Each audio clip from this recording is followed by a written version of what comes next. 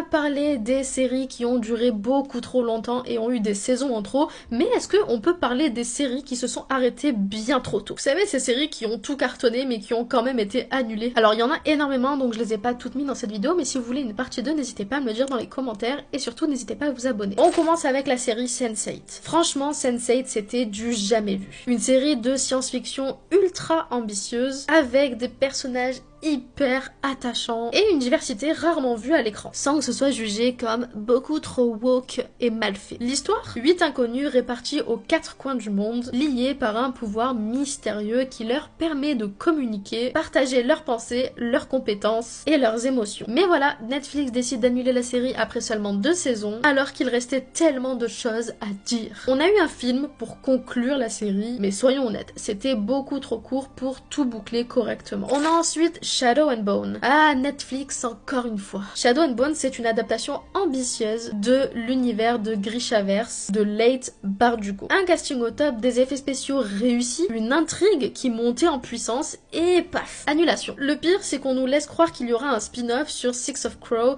mais soyons honnêtes, vu l'historique de Netflix et le fait qu'ils aient annulé cette série, on n'y croit pas trop. La série avait un potentiel de malade, de devenir un énorme phénomène de fantasy, mais elle n'a jamais eu le temps d'explorer toutes ses richesses. Une autre série, cette fois-ci du côté de Prime Video, My Lady Jane. Là, clairement, c'était du foutage de gueule. La série venait à peine de sortir que Amazon a décidé de l'annuler. Pourtant, elle avait tout pour plaire. Un univers historique revisité façon fantasy, un ton décalé et des personnages ultra drôles. C'était tout simplement l'histoire de Jane Grey réinventée avec de la magie, des intrigues et de l'humour. C'était rafraîchissant. Mais non, Amazon a jugé bon qu'une seule saison suffisait. On méritait au moins une vraie fin. Et toi, c'est quoi la série qui s'est arrêtée plus tôt et qui t'a brisé le cœur? Dis-moi tout ça en commentaire.